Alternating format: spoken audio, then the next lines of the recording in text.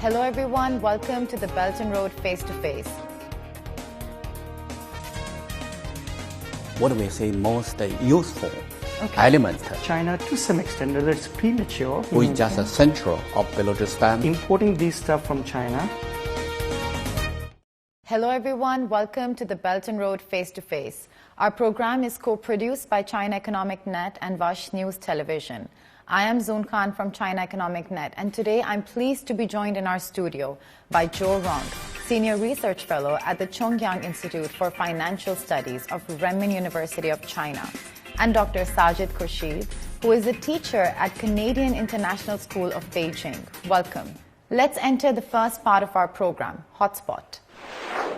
On August 22nd, Pakistani Prime Minister Imran Khan met a delegation of China Power Hub Generation Company, CPEC, at the Prime Minister's office in Islamabad. He expressed appreciation for the project's environmental protection concept and practices, various social welfare activities, carefully asked about the project's freshwater resource and comprehensive utilization of water treatment, and actively explored the future of waste to energy and new energy in Pakistan in a hope to optimize the current power structure.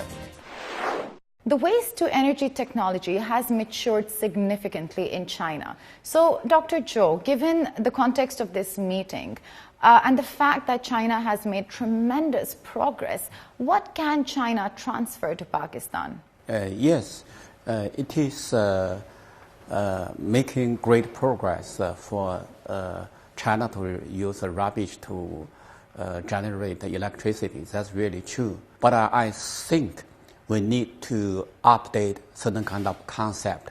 That is to say, we cannot use all kind of rubbish to generate the electricity. We have to do, as China is doing right now, is divide the what do we say? Classify the waste? Direct the rubbish into different kinds and different places. What do we say? Most useful element to generate electricity. And I'm not saying that it's increasing progressive day by day. Really true. But I don't really think that kind of technology is very matured, because most of the electricity supply have not come from the waste electricity generation. No, I don't really think so. So waste, I think, needs some time to generate electricity. So right now, the technology is just an initiated step. It's not, we cannot hardly say it's very mature. It's premature right now, it's premature. At present, China has 28 operational burning plants that can be used to convert the waste into energy, and they're using approximately 800 tons of waste every day.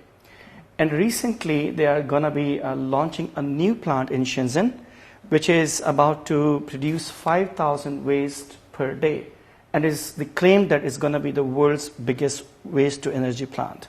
So having these kind of figures, and I think this is really, really important that China, to some extent, whether it's premature, but they have like kind of expertise into this area that really helps. And China, of course, our brotherly country, they always help us in these kind of situations. And especially agri-waste. Agri-waste. In fact, we have a municipal solid waste and agri-waste, and we have processing waste and all this. And we foresee that increasing. Yeah. Exactly. So this is the reason that the HUBCO Pakistan and the China, the power holding companies, they have a joint venture, and they started a project of around $2 billion cost, and they are establishing 2 different units of 320 megawatts that could be used to produce by using each of them as 660 megawatts each. And the Imran Khan and the opening ceremony was held, and the China HUBCO Limited holding company, they mentioned that they have completed all the testing, and it was done by 14th of August, which is our Independence Day. That was a gift given by the Chinese government to Pakistan. And those operational plants, one of them is starting operations and producing electricity at the end of this year. So I think this is really a great initiative, which is done starting from China and beneficial from the Pakistan. The CPEC project is one of the major energy projects in Pakistan, and is also the only one in Balochistan. And this is something very important for Pakistan. Balochistan is important in CPEC. Exactly. So, Mr. Joe, how do you think this project being significant in Balochistan impacts CPEC, and how important is this reality? Well, we have to just understand that there are only 3 projects, Chinese major project in Balochistan. One is in the southeast of Balochistan, is the hub. Another is southwest, the Gwadar. The third one is Sandik. Sandik, in close to the Iran-Afghanistan border. So what we can say that is the hub is important, but we also should establish a new one, some place like a Khustar, who is just a central of Balochistan, maybe even we have the more influential and more beneficial to Balochistan province. We know there's a Balochistan and the Baloch and the Pashto Balochistan. And I think it's some under 30 North degrees. is a Pashtun and south is a Baloch. Above Quetta and below Quetta, there's 2 different. So right now, there's 2. Right, there are 3 projects, which is just traditional one is the southeast, the southwest, and northeast. Should just establish certain kind of project in the heart of Balochistan, rather than in the border at the end. The promotion things are really beneficial not only for the Balochistan people, even for the entire economy of the country. Because Balochistan is a part of Pakistan, and definitely if one of the province is fruitful and growing and economic-wise, so the entire Pakistan economic is growing. But the thing is that like Balochistan is a part of the hub for the CPEC regarding the Gwadar port and everything's kind of this stuff. But as soon as the people of Balochistan, they're contributing and helping in these kind of promotional things, definitely that will help them to get the lots of employment opportunities for them. Their lifestyle will increase. And not only that will help to increase the local community, even they have the local provisional governments. They've learned a lot from the Chinese. If you go in there like Gwadar, for example, there are lots of barriers that you have to pass it on there. The reason is that the security issues. Because nowadays there's a very tight security, and there was a time years ago that when there was a kind of security issues and concerns, but nowadays you can freely move around all around the Balochistan. Relatively freely. So definitely if you go in there, you'll find out almost 30 to 40% population is Chinese. They're working in different engineering projects. Entire Gwadar port is with them with the help of the Pakistani armed forces. And there are lots of projects. So this will give them the confidence among the Balochi people that yes, this is what we have, and this is what we are starting these kind of projects, and that really, really definitely help them to boost their economy. With that, thank you, and we will go to the Vash News television studio and see what they're concerned about. मां उम्मीद कुत कने कि चीन लेन पैदा करने के company Pakistan power sector हुआरी कारखाना. For example, we are facing the shortage of energy in terms of the gas, oil, in fact, and if we are using these kind of resources and moving from traditional systems to the latest the methodologies of converting energy or getting energy from different resources like waste and everything, I think that's really beneficial. Because the point is, like, for example, the buildings has to be like at Punjab, for example, NWFP, there's a lot of sunlight, there's the hot areas in the central. So we should promote the solar panels at the top of the buildings. Similarly, like if you go to like Balochistan and Karachi, there are a lot of wind ratios there. So we need to promote the windmills, in fact. So the government should provide incentives to those importers who are importing these stuff from China and promote into these countries so we can have reduced the burden of shortage. And the time will come when instead of like we need to import or importing those kind of things from other countries, we need to develop and we need to depend on own resources. Okay, so that is one of the best options. Should be region specific. Yes. Jalashir, would Pakistan, in your opinion, have the capacity to sustain sustainable development, sustainable energy resources? That's another question we need to understand. Thank you. That's a very good question. I really sustain the development. First, I have to face regulatory challenges. You have to update your system for the one thing. And the second, you have to convince everybody, come to Pakistan, there's no security concern. No matter what kind of measure, you have to do it one day after another. Or not only that is, there's an alarm, there's a security attack here and there, warning all the time. But tell them the decreasing trend is coming for the last 7 years from 2013 till now. You should do the propaganda all the time. You should not say, oh, Indian just threat us again. Just lighten this kind of issue. Remember last time in the embassy, nothing should interrupt the process of Pakistan's modernization. Yes. So this case sustained the development, and we fully support Prime Minister Imran Khan's vision. Counter-corruption, as well as the alleviation of poverty, socio-economic. Social economy. But keep on doing that. Yeah. And there should be, for the counter-corruption, should no exception. Every official, no matter which party they belong to. With that, we close the first segment of our program. Can only satisfy 1/3. Definitely those engineers who are trained here. We need to have the deep engagement. We need to use interaction. Concrete engagement. Concrete something. You are watching the Belt and Road Face to Face, and we are moving to the second part of our program, Figure. According to the U.S. Energy Information Administration, Pakistan has discovered huge oil and gas reserves, with total natural gas reserves exceeding 580 trillion cubic feet, of which 100 trillion cubic feet can be exploited with current technology. Pakistan's prospects for oil reserves are over 200 billion barrels. So how do you see the discovery of huge oil and gas reserves in Pakistan? Let's ask Dr. Sajid. This is great news. That's a great news, and I wish not only this one, we are looking for more reserves to come in.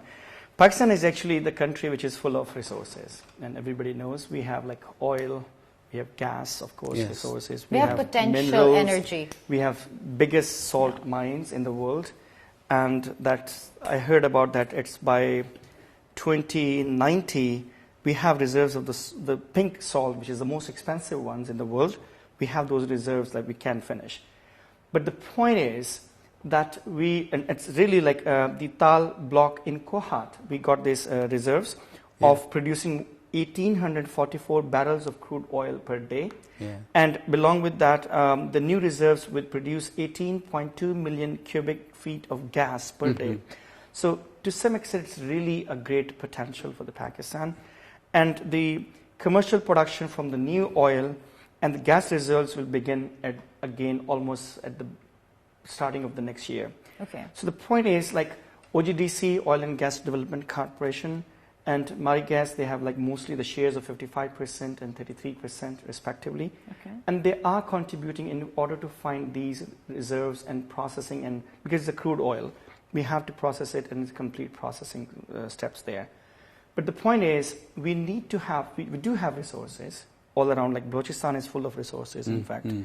But we need latest kind of equipments and machinery to find out those resources and also to process those resources in order to be useful in our proper energy sectors. Okay. And this is what we are looking for.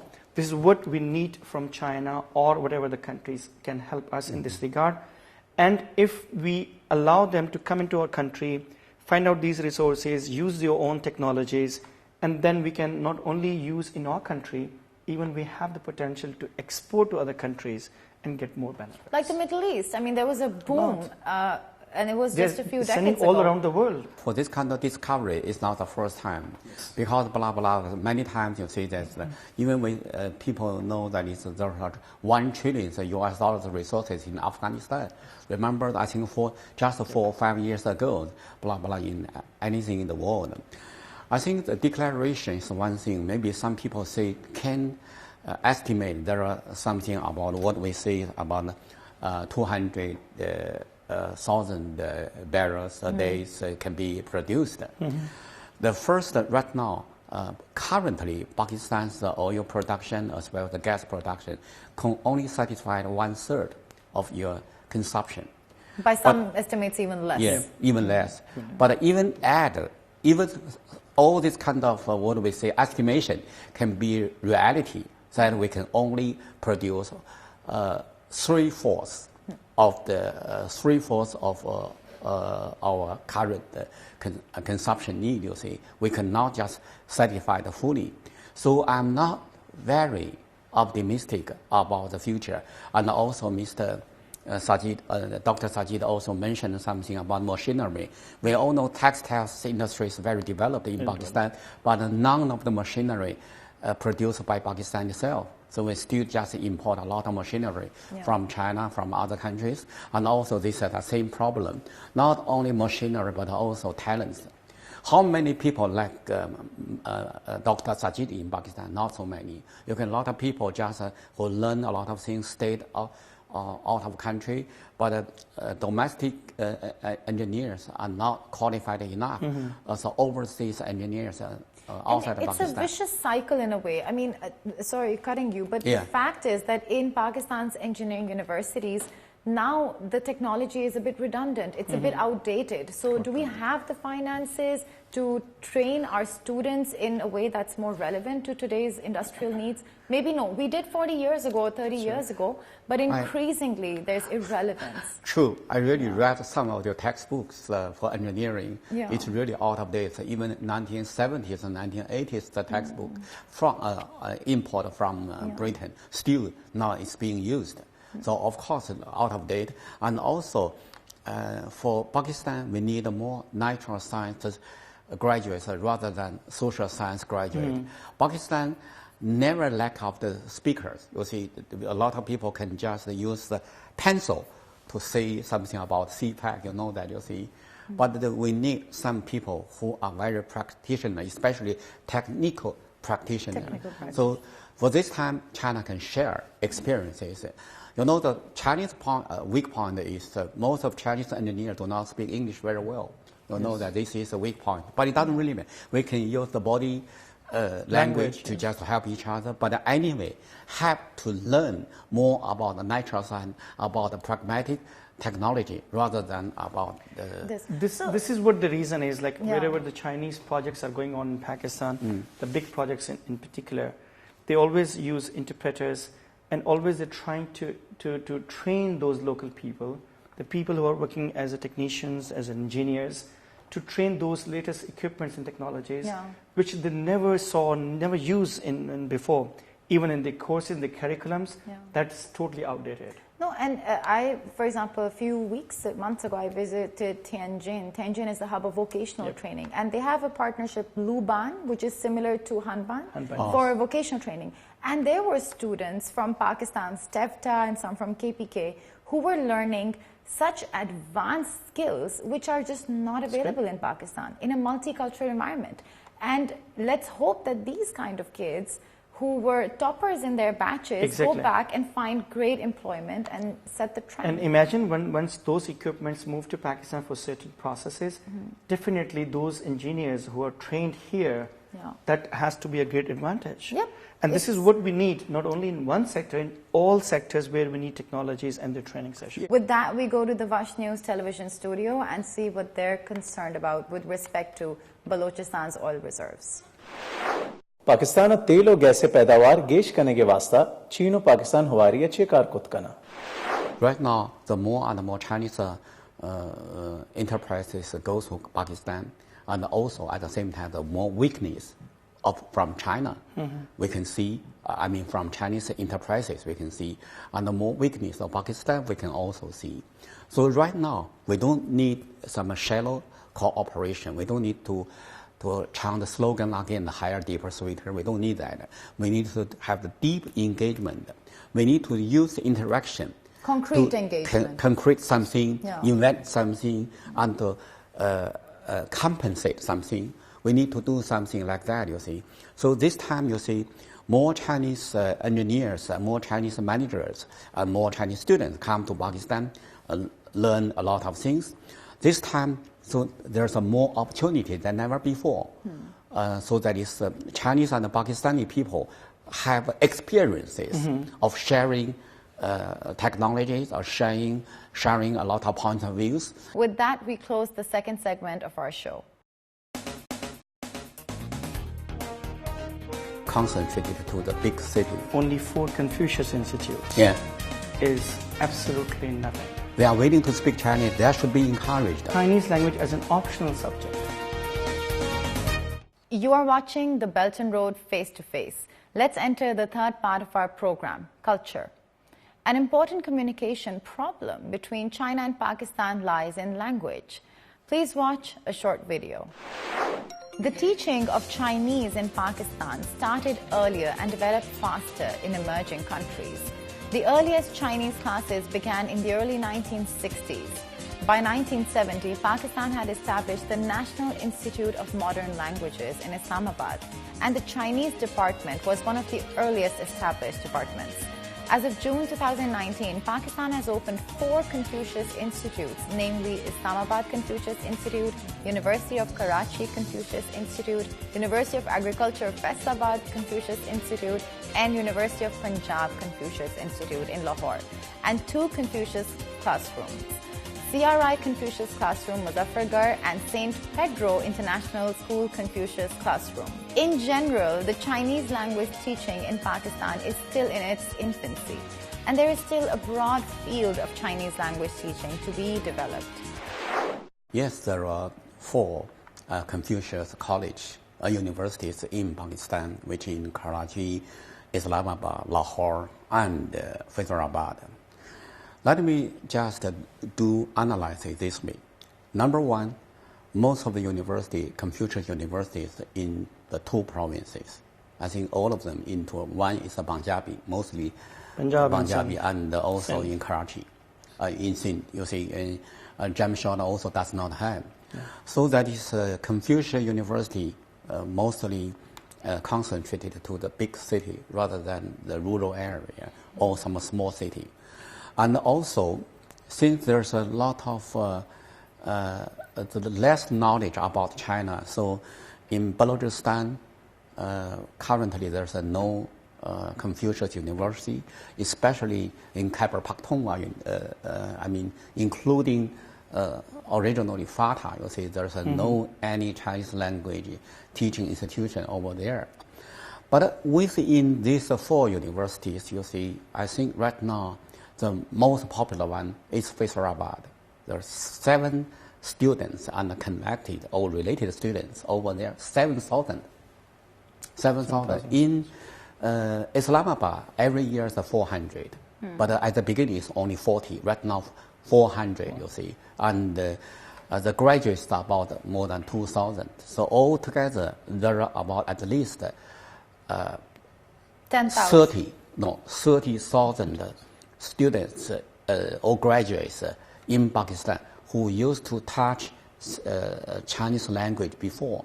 And the Sindhi government, I think that's a couple of years ago, to let every schools of a Sindhi primary school or high schools, you see, to learn compulsory studies of Chinese language, you see, but that have never been implemented. I just did the interview before this program for Zhang Daojian, Professor Zhang Daojian, who stayed in Pakistan as the principal of the Islamabad Confucius College. He told me they need to study in China for maybe 2 or 3 years, you see, just focus on Chinese language learning. You know, Associate Professor Munir, who speaks Chinese quite well. Yeah, he stayed in China for a couple of years, and he keep on talking with Chinese people. But the problem is that we can just let the people like Dr. Sajid speak Chinese language very fluently, no problem. But the reading is a tough job. If you're comparing the Pakistan and China friendship, and we are talking about on the other side, only 4 Confucius Institutes is absolutely nothing. Confucius Institutes all around the world, there are about 500, more than 500, in 142 countries. Imagine the USA has 93 Confucius Institutes. Canada has 13, UK has 24, South Korea Korea has 19. Yeah. I mean, Japan has 14, Germany has 14. So 4 is nothing. And classrooms, they have almost 100. Huge. I mean, fine, there's big countries. I totally agree with that.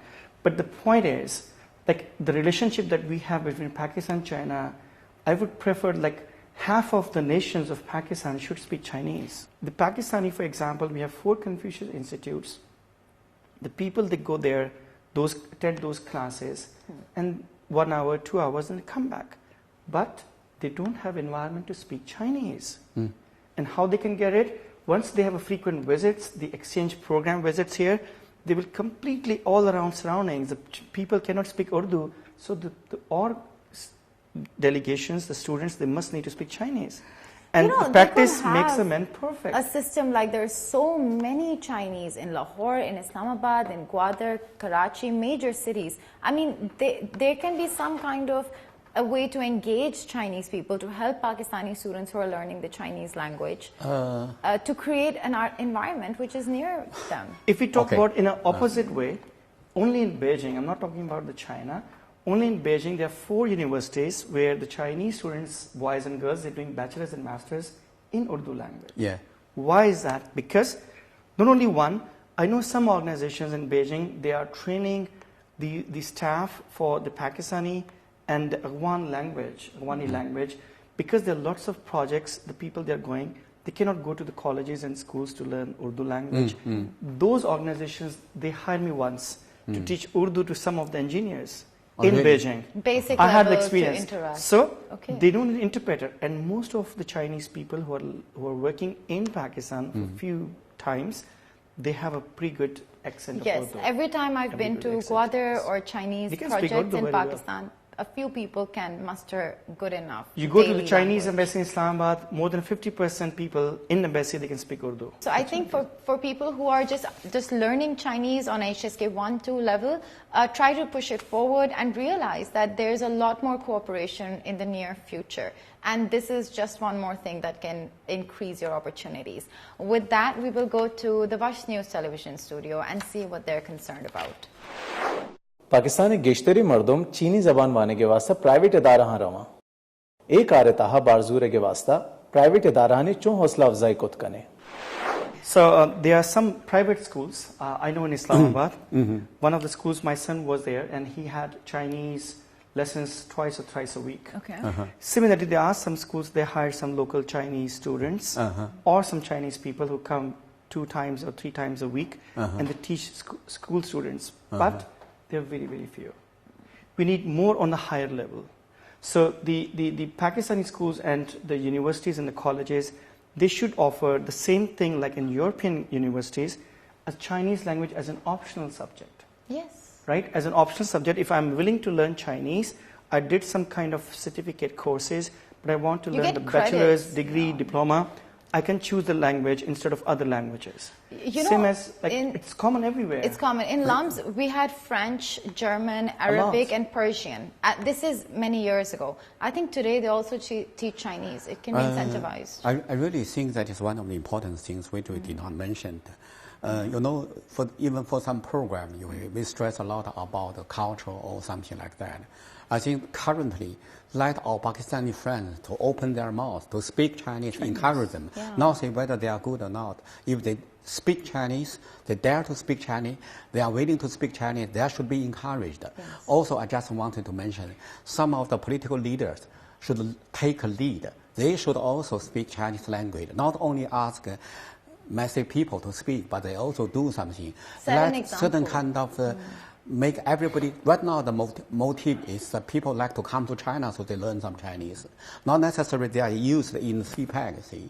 No, not to that level. Today's discussion was extremely interesting, not just because we had 2 amazing guests, but also because we realized that step by step as we assess and analyze current developments, CPEC is not about a vision, it's not about an idea or just brotherhood. It's really about tangible visible, and cooperation that affects people like you and me. So you must realize, I think viewers in Balochistan should realize that if you're learning the language, if you are part of any project, if you're an engineer, every skill that you're acquiring is leading towards the partnership and the relationship. And that's what it really boils down to. With that, I would like to thank my wonderful guests and you for watching. Until next time.